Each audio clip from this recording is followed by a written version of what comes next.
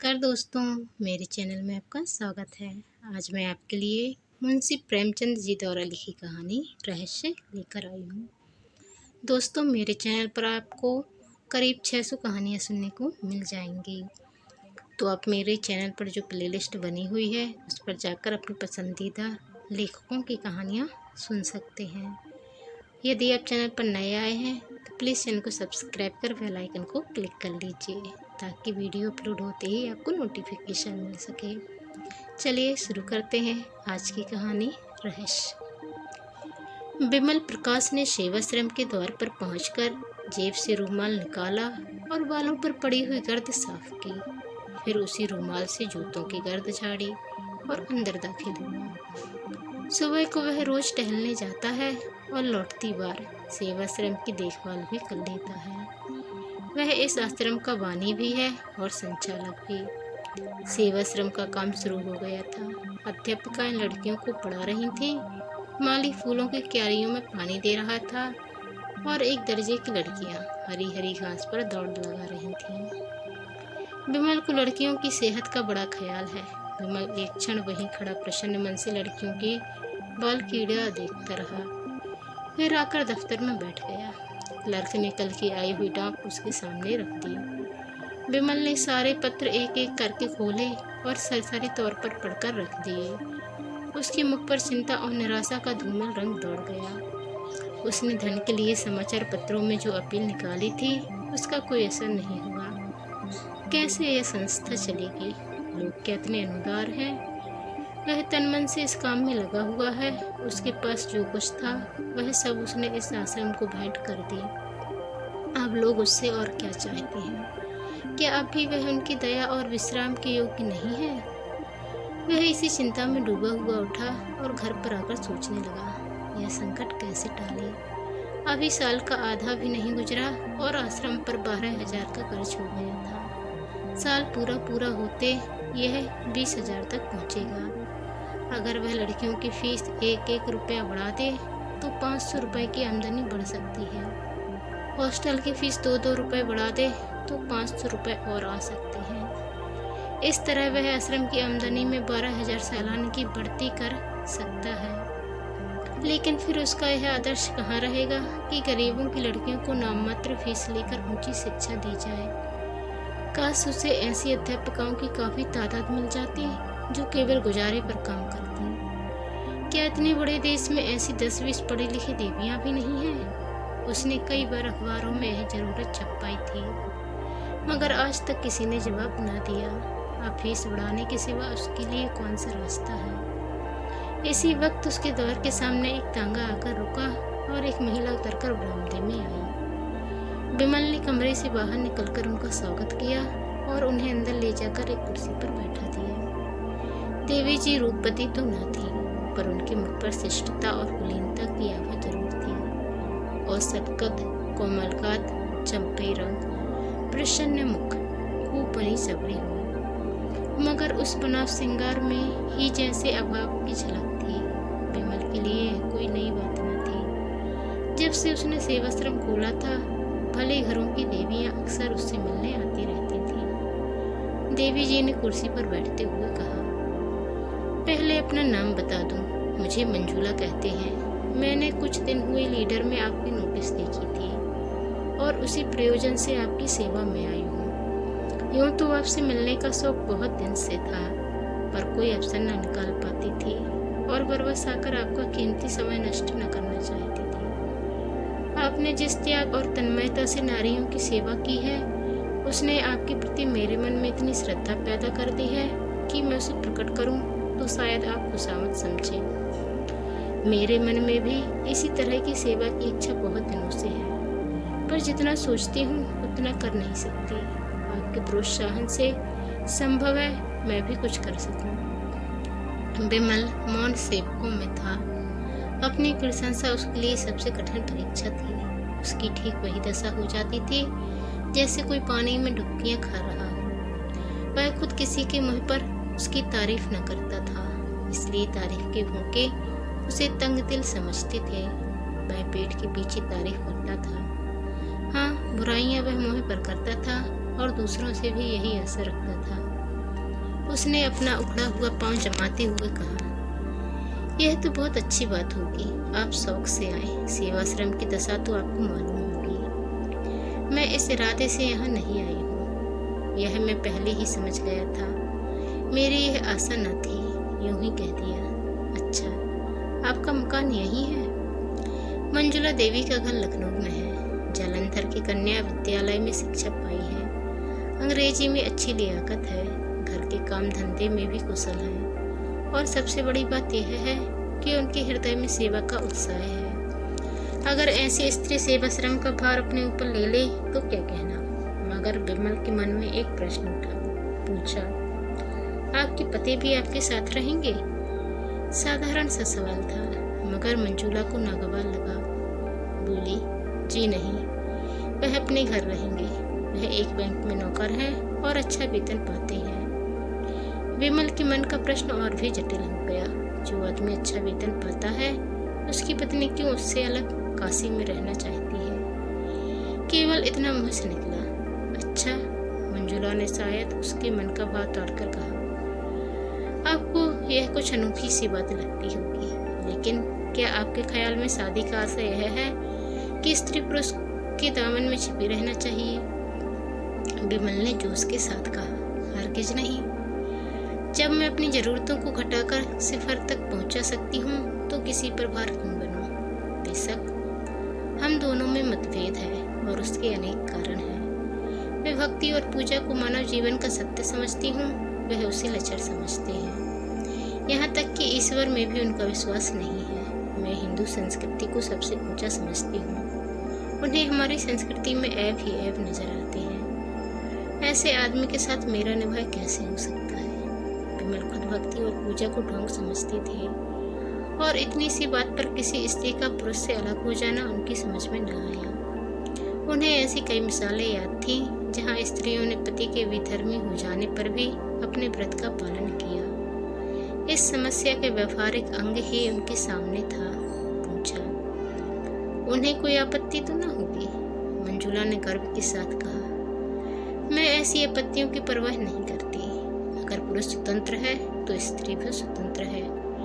फिर उसने नर्म होकर करुण स्वर में कहा, यूं कहिए कि हम और वह 3 साल से अलग हैं, रहते हैं एक ही मकान में, लेकिन बोलती नहीं। जब कभी वह बीमार पड़े हैं, मैंने उनकी तामीरदारी की है। उन पर कोई संकट आया है तो मैंने उनसे सच्ची सहानुभूति की है। लेकिन मैं मर भी जाऊं तो उन्हें दुख न होगा। वह खुशी होंगे कि गला छूट गया। वह मेरा पालन पोषण करते हैं, इसलिए। उसका गला भर आया था। एक क्षण तक वह चुपचाप जमीन की ओर ताकती रही। फिर उसे भय हुआ कि कहीं विमल उसे हल्का और ऊंची न समझ रहा हो, जो अपने जीवन के गुप्त रहस्यों का ढिंढोरा पीटती फिरती है। इस भ्रम को विमल के मन से निकालना जरूरी था। उसने उन्हें यकीन दिलाया कि आज तक किसी ने उसके मुंह से ये शब्द नहीं सुने। यहाँ तक कि उसने अपने मन की व्यथा कभी अपनी माता से भी नहीं कही। विमल वह पहले व्यक्ति है जिससे उसने ये बातें कहने का साहस किया है, और इसका कारण यही है कि वह जानती है उनके दिल में दर्द है और एक स्त्री की व्यवस्था का अंदाजा कर सकते हैं। विमल ने लजाते हुए कहा, यह आपकी कृपा है जो मेरे बारे में ऐसा ख्याल करती हैं। और उनके मन में मंजुला के प्रति श्रद्धा उत्पन्न हुई। बहुत दिनों के बाद उसे एक देवी नजर आई जो सिद्धांत के लिए इतना साहस कर सकती है। वह खुद मन ही मन समाज से विद्रोह करता रहता था। सेवाश्रम भी उनके मानसिक विद्रोह का ही फल था। ऐसी स्त्री के हाथों में वह सेवाश्रम बड़ी खुशी से सौंप देगा। मंजुला इसके लिए तैयार होकर आई थी। मंजुला के जीवन में आत्मदान की मात्रा ही ज्यादा थी। देह को वह इस भावना की पूर्ति का साधन मात्र समझती थी। दुनिया की बड़ी सी बड़ी विभूति भी उसे शांति न दे सकती थी। मिस्टर मेहरा से उसे केवल इसलिए आज रुचि थी कि वह भी साधारण प्राणियों की भांति भोग विलास के प्रेमी थे। जीवन उनके लिए इच्छाओं में बहने का नाम था। स्वार्थ की सिद्धि में नीति और धर्म की बाधा उनके लिए असह्य थी। अगर उनमें कुछ उदारता होती और मंजुला से मतभेद होने पर भी वह उसकी भावनाओं का आदर करते और कम से कम मुख से ही उसमें सहयोग करते, तो मंजुला का जीवन सुखी होता। पर उस भले आदमी को पत्नी से जरा भी सहानुभूति न थी और वह हर एक अवसर पर उसके मार्ग में आकर खड़े हो जाते थे और मंजुला मन ही मन सिमट कर रह जाती थी। यहाँ तक कि उसकी भावना विकास का मार्ग न पाकर टेढ़े मेढ़े रास्तों पर जाने लगी। अगर वह इस स्वभाव को कला का रूप दे सकती तो उसकी आत्मा को उसमें शांति मिलती। जीवन में जो कुछ न मिला उसे कला में पाकर वह प्रसन्न होती, मगर उसमें वह प्रतिभा, वह रचना शक्ति न थी और उसकी आत्मा पिंजड़े में बंद पक्षी की भांति हमेशा बेचैन रहती थी। उसका अहम भाव इतना प्रच्छन्न हो गया था कि वह जीवन से विरक्त होकर बैठ सकती थी। वह अपने व्यक्तित्व को स्वतंत्र और पृथक रखना चाहती थी। उसे इसमें गर्व और उल्लास होता था कि वह भी कुछ है। वह केवल किसी वृक्ष पर फैलने वाली और उसके सहारे जीने वाली बेल नहीं है। उसकी अपनी अलग हस्ती है, अपना अलग कार्य क्षेत्र है। लेकिन यथार्थताओं के इस संसार में आकर उसे मालूम हुआ कि आत्मदान का जो आशय उसने समझ रखा था वह सरासर गलत था। सेवाश्रम में ऐसे लोग अक्सर आते रहते थे जिनसे थोड़ी सी खुशामद करके बहुत कुछ सहायता ली जा सकती थी।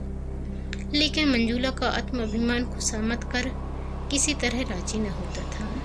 उनके यश गान से भरे हुए अभिनंदन पत्र पढ़ना, उनके भवनों पर जाकर उन्हें सेवाश्रम के मुआयने का न्योता देना या रेलवे स्टेशन पर जाकर उनका स्वागत करना, ये ऐसे काम थे जिनसे उसे हार्दिक घृणा होती थी। लेकिन सेवाश्रम के संचालन का भार उस पर था और उसे अपने मन को दबाकर और कर्तव्य का आदर्श सामने रखकर यह सारी नाजबरदारियां करनी पड़ती थीं।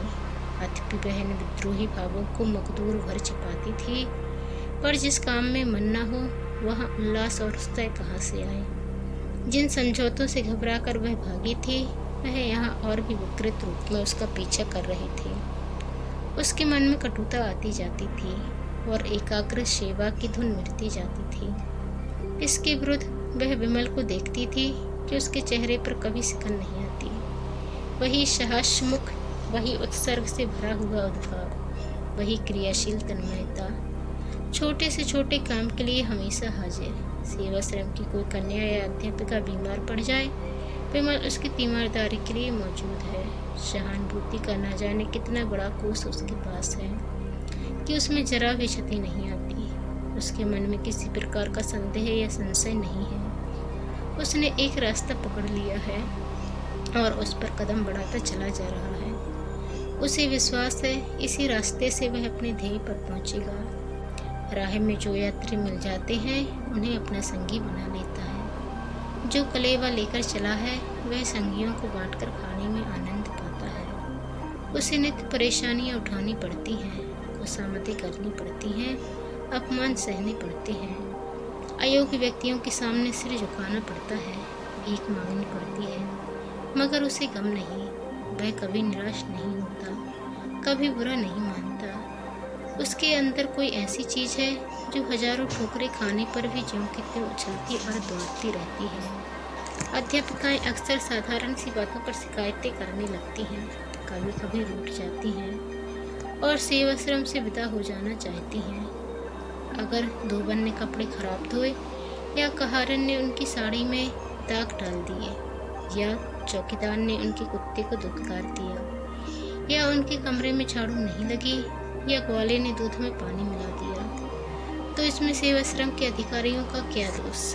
मगर इन्हीं बातों पर यहाँ रोना गाना मच जाता है। दुनिया सिर पर उठा ली जाती है और विमल सेवक की भांति अनुनय विनय करके उनका गुस्सा ठंडा करता है, उनकी घुड़कियाँ सुनता है और हंसकर रह जाता है। फल यह है कि अध्यापिकाओं की उस पर श्रद्धा होती जाती है। वह उसे अपना अफसर नहीं, अपना मित्र और बंधु समझती हैं। मगर मंजुला विमल से कुछ खिंची रहती है, कभी उससे कोई शिकायत नहीं करती, कभी उससे किसी मामले में सलाह नहीं लेती। यद्यपि वह दिल में समझती है कि जिस दुनियादारी को वह आत्मा का पतन कहकर उसे हेय समझती है वह वास्तव में विकसित मानवता का ही रूप है। फिर भी अपने सिद्धांत प्रेम के अभिमान को तोड़ डालना उसके लिए कठिन है।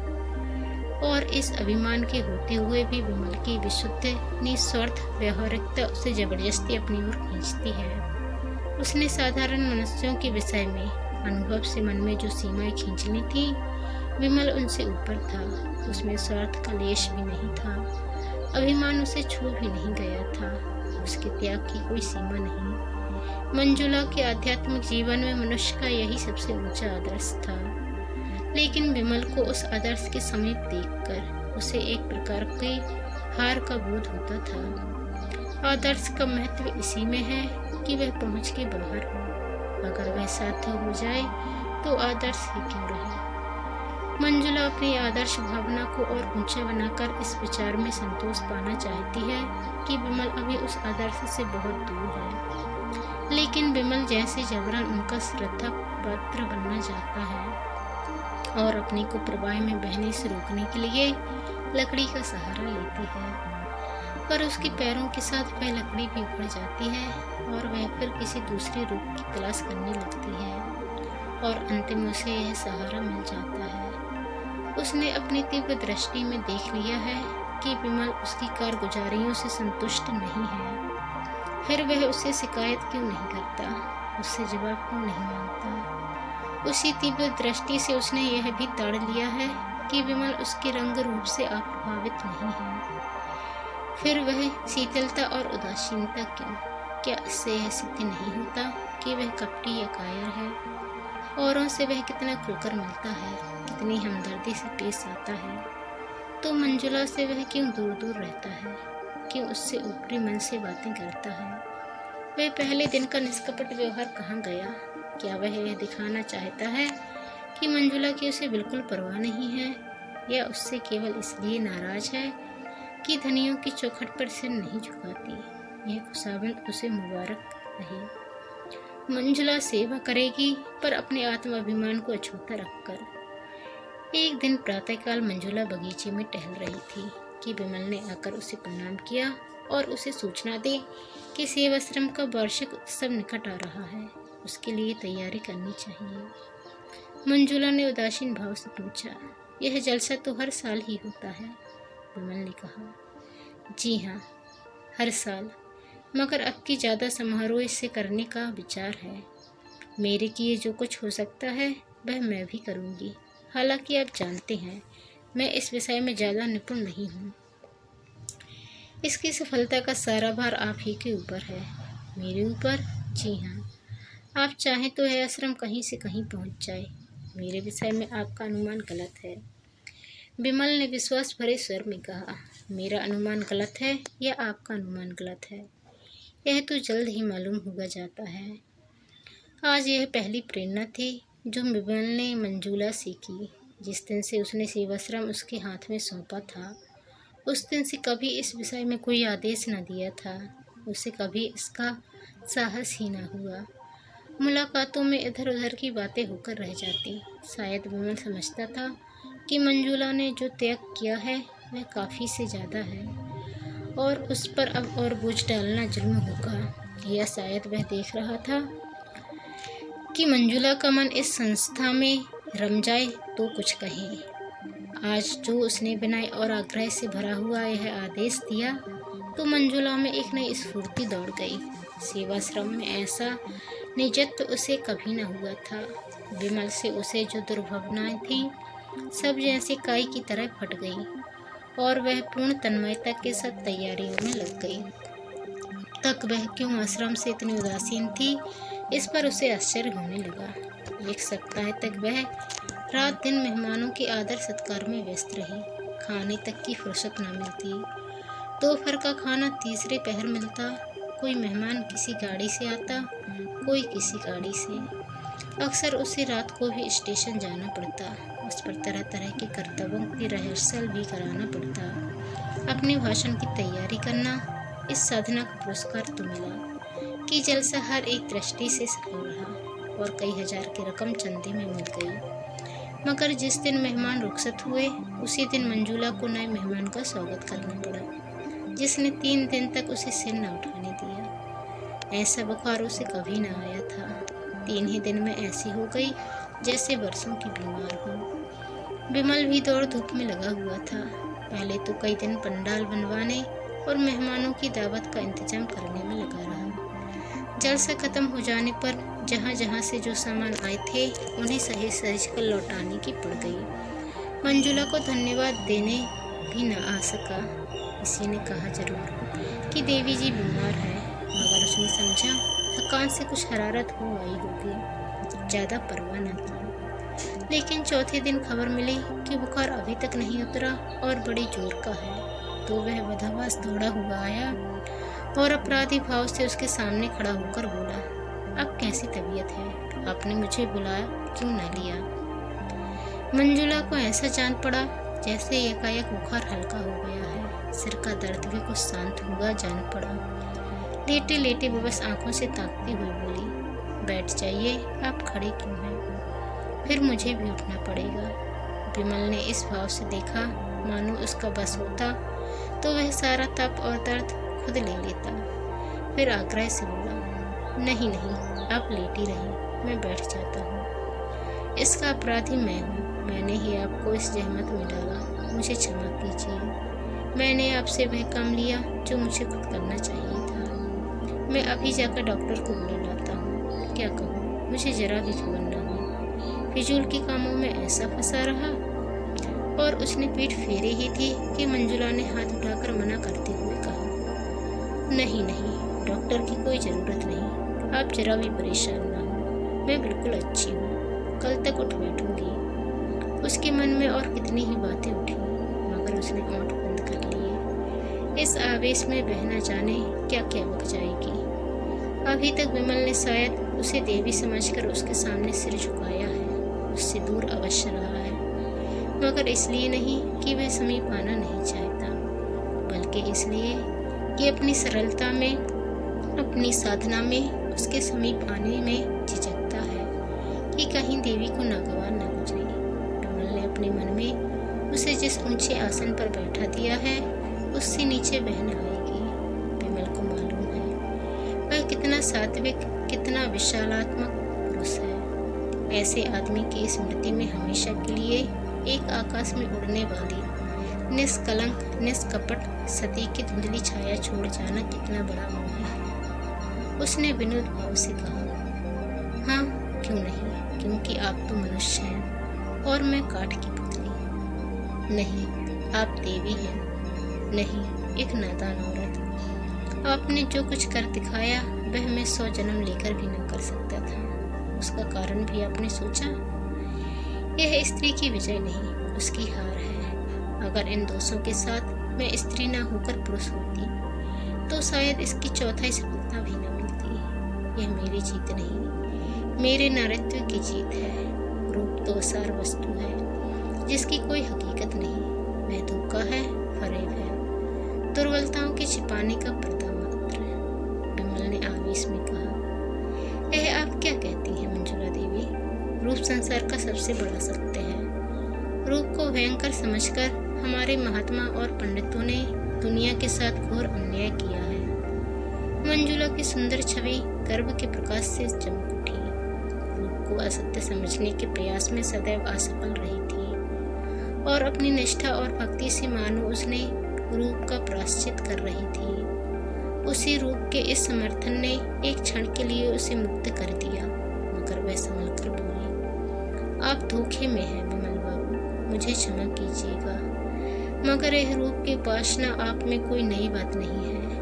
मर्दों ने हमेशा रूप की उपासना की है। थोड़े पंडितों या महात्माओं ने चाहे रूप की निंदा की हो, पर मर्दों ने प्राय रूपाशक्ति का ही प्रमाण दिया है। यहाँ तक कि रूप के लिए धर्म की परवाह नहीं की और उन पंडितों और महात्माओं ने भी जवान या कलम से चाहे रूप के विरुद्ध विष उगला हो, लेकिन अंतःकरण में वे भी इसकी पूजा करते हैं। जब कभी रूप ने उनकी परीक्षा की है, उनकी तपस्या पर विजय पाई है, फिर भी जो असत्य है वह असत्य ही रहेगा। रूप का आकर्षण केवल बाहरी आंखों के लिए है, ज्ञानियों की निगाह में उसका कोई मूल्य नहीं। कम से कम आपके मुख से तो मैं रूप का बखान नहीं सुनना चाहती, क्योंकि मैं आपको देवतुल्य समझती हूँ और दिल से आप पर श्रद्धा रखती हूँ। विमल विक्षिप्त सा जमीन की तरफ ताकता रहा और बराबर ताकता ही चला गया, जैसे वह मूर्छा अवस्था में हो। फिर चौंक कर उठा और अपराधियों की भांति सिर झुकाए संदिग्ध भाव से कदम उठाता हुआ कमरे से निकल गया और मंजुला निश्चिंत बैठी रही। उस दिन से एकाएक विमल का सारा उत्साह और कर्मठता जैसी ठंडी पड़ गई, जैसे उसमें अब अपना मुंह दिखलाने की हिम्मत नहीं है। मानो इस रहस्य का पर्दा खुल गया है कि चारों तरफ उसकी हंसी उड़ रही है। वह अब सेवाश्रम में बहुत कमाता है और होता भी है तो अध्यापकों से कुछ बातचीत नहीं करता, सबसे जैसे मुँह चुराता फिरता है। मंजुला को मिलने का कोई अवसर नहीं देता और जब मंजुला हार कर उसके घर जाती है तो कहला देता है घर में नहीं है। हालांकि वह घर में छिपा बैठा रहता है और मंजुला उसके मनोरहस्य को समझने में असमर्थ है। विमल ने अपनी साधना और सद्भावना से उसे अपनी ओर आकर्षित कर लिया है, इसमें संदेह नहीं। वह एक नारी की गहरी अंतर्दृष्टि से देख रही है कि विमल भी उसका उपासक बना बैठा है और जरा भी प्रोत्साहन पाने पर अपने को उसके चरणों पर डाल देगा। उसने वर्षों से जो जिंदगी बसर की है उसमें प्रेम नहीं है। सेवा और कर्तव्य का दामन पकड़कर भी उसे अपनी अपूर्णता का ज्ञान होता रहता है। जिस पुरुष में उसका प्रेम नहीं है, ना विश्वास है, उसके प्रति वह किसी तरह का नैतिक या धार्मिक बंधन नहीं स्वीकार करती।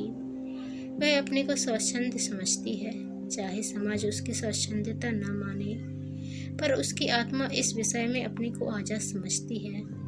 मगर विमल की नज़रों में आदर और भक्ति पाने का मोह उसमें इतना प्रबल है कि वह उस स्वच्छंदता की भावना को सिर नहीं उठाने देती।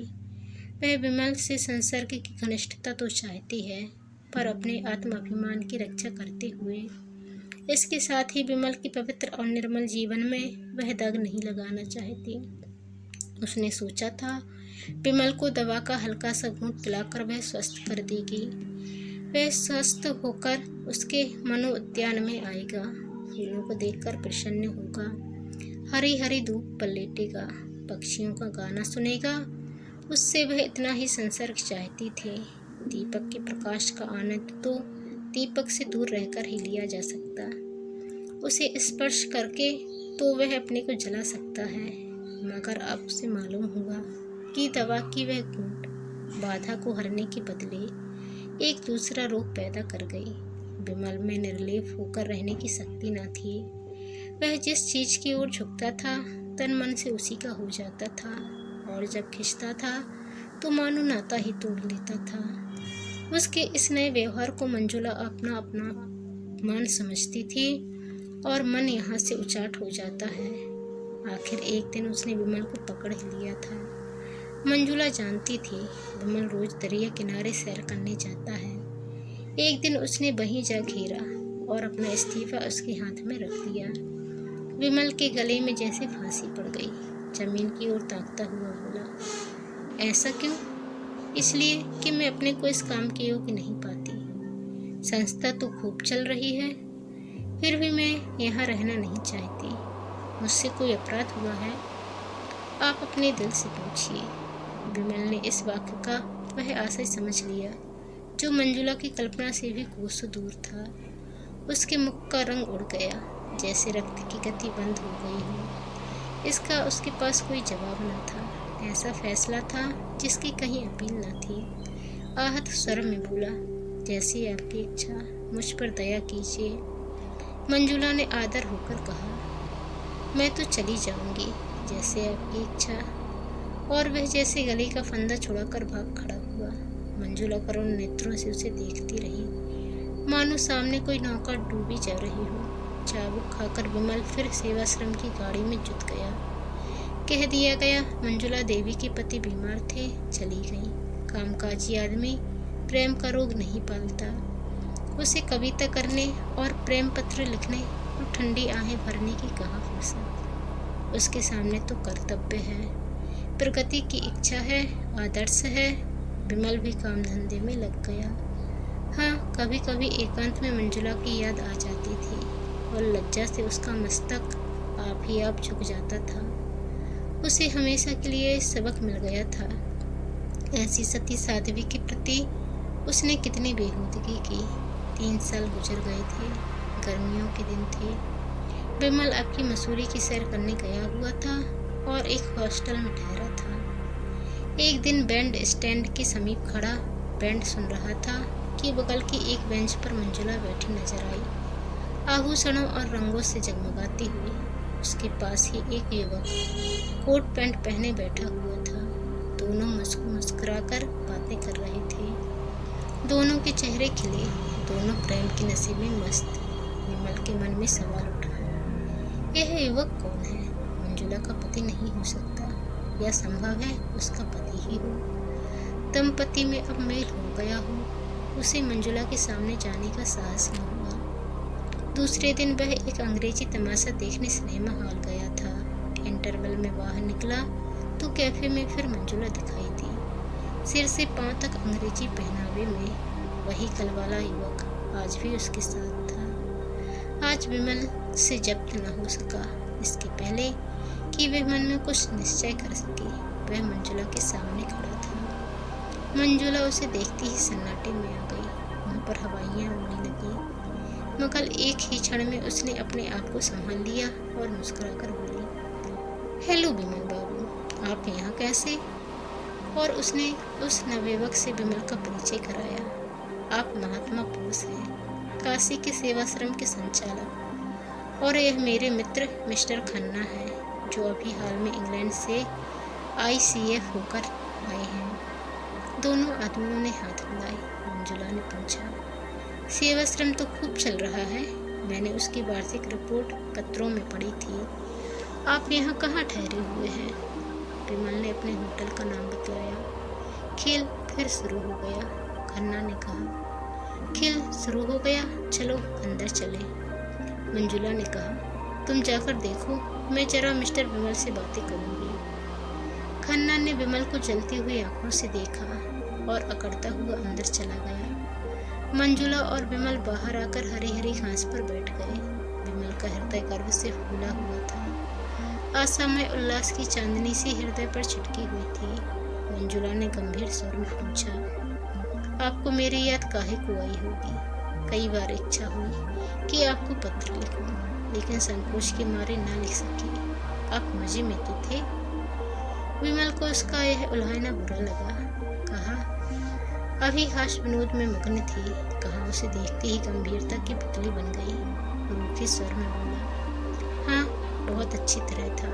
आप तो आराम से थी।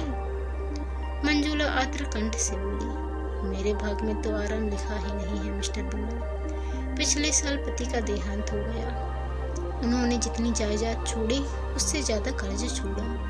इन्हीं उलझनों में पड़ी रही, स्वास्थ्य भी बिगड़ गया। डॉक्टरों ने पहाड़ पर रहने की सलाह दी, तब से यहीं पड़ी हुई हूँ। आपने मुझे खत तक ना लिखा। आपके सिर यूं ही क्या कम बोझ है कि मैं अपनी चिंताओं का भार भी रख देती। फिर भी एक मित्र के नाते मुझे खबर तो देनी ही थी। मंजुला ने स्वर में श्रद्धा भरकर कहा, आपका काम इन झगड़ों में पड़ना नहीं है विमल बाबू। आपको ईश्वर ने सेवा और त्याग के लिए रचा है, वही आपका क्षेत्र है। मैं जानती हूँ आपकी मुझ पर दया दृष्टि है, मैं कह नहीं सकती मेरी नज़रों में उसका कितना मूल्य है। जिसे कभी दया और प्रेम ना मिला हो, वह इनकी ओर लपके तो क्षमा के योग्य है। आप समझ सकते हैं उनका परित्याग करके मैंने कितनी बड़ी कुर्बानी की है, मगर मैंने इसी को अपना कर्तव्य समझा। मैं सब कुछ सह लूंगी, पर आपको देवत्व के ऊंचे आसन से नीचे न गिराऊंगी। आप ज्ञानी हैं, संसार के सुख कितने अनित्य हैं आप खूब जानते हैं। उनके प्रलोभन में ना आइए। आप मनुष्य हैं, आप में भी इच्छाएं हैं, वासनाएं हैं, लेकिन इच्छाओं पर विजय पाकर ही आपने यह ऊंचा पद पाया है। उसकी रक्षा कीजिए और आध्यात्म ही आपकी मदद कर सकता है। उसकी साधना से आपका जीवन सात्विक होगा और मन पवित्र होगा। विमल ने अभी अभी मंजुला को आमोद प्रमोद में कीड़ा करते देखा था। खन्ना से उसका संबंध किस तरह का है, यह भी वह समझ रहा था। फिर भी इस उपदेश में उसे सच्ची सहानुभूति का संदेश मिला। विलासिनी मंजुला उसे देवी के रूप में नजर आई। उसके भीतर का अहंकार उसकी लोलुपता से बलवान था। सद्भावना से भरकर बोला, देवी जी, आपने जिन शब्दों में मेरा सम्मान किया है उनके लिए आपका एहसानमंद हूँ। कहिए मैं आपकी क्या सेवा कर सकता हूँ? मंजुला ने उठते हुए कहा, आपकी कृपा दृष्टि काफ़ी है। उसी वक्त खन्ना सिनेमा हॉल से बाहर आता दिखाई दिया। तो दोस्तों, आपको एक कहानी कैसी लगी कमेंट कर ज़रूर बताएं। चैनल पर नए आए हैं तो चैनल को सब्सक्राइब कर बेल आइकन को क्लिक कर लें। धन्यवाद। जय हिंद।